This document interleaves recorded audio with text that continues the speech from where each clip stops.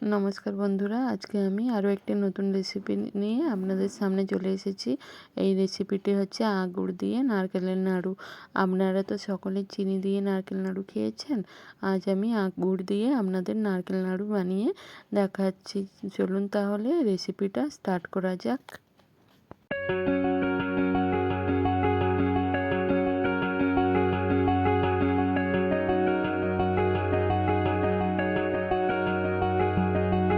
আমি এখানে একটা বড় সাইজের নারকেল কুড়িয়ে নিয়েছি। বড় সাইজের নারকেলের নাড়ু হবে, তাই আমি এখানে কড়ার মধ্যে 250 গ্রাম আখের গুড় নিয়ে নিয়েছি ও একটি মেজারিং কাপ অনুযায়ী 1 কাপ এখানে চিনি অ্যাড করে দিয়েছি আখের গুড়ের সঙ্গে।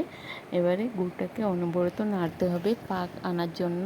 গুড়ের সঙ্গে চিনি দিলে একটু পাকটা খুব ভালো আসে আর নারকেলের নাড়ুটা একটু টাইট হয়, সেজন্য আমি এখানে চিনি অ্যাড করেছি। আপনারা চাইলে শুধু গুড় দিয়েও করতে পারেন।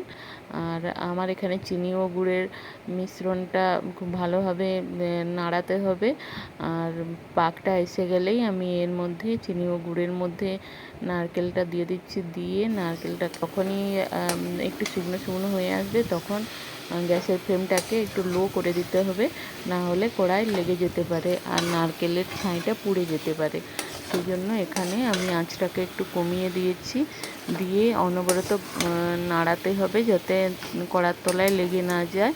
আর এখানে নাড়ুটা যখন হয়ে যাবে পাকটা, তখন কড়া থেকে ছেড়ে ছেড়ে আসবে, তখন একটু নামিয়ে ঠান্ডা করে একটু হাতে নাড়ুর মেজারমেন্টে নিয়ে ভালো করে টিপ দিয়ে নাড়ুটা বানিয়ে নিতে হবে।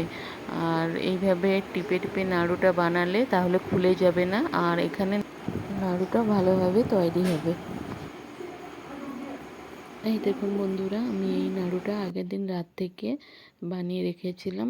আর আমার চিনি ও গুড়ের পাকটা খুব সুন্দর হয়েছিল, তাই এই নাড়ুটা প্রচুর শক্ত হয়ে গেছে। আমি এই নাড়ুটা একটা ভেঙে দেখাচ্ছি। এত টাইট হয়ে গেছে আমি ভাঙতেই পারছি না, তবুও আমি ভেঙে দেখাচ্ছি। আর এই দেখুন, আর এই নাড়ুটা আমি আগের দিন রাত থেকে বানিয়ে রেখেছিলাম, তাই ভেঙে দেখালাম। চিনি ও গুড়ের পাকটা আমার ভালো ছিল, তাই নাড়ুটাও টাইট হয়ে গেছে। তাহলে চলুন আপনারাও বাড়িতে এভাবে বানাবেন।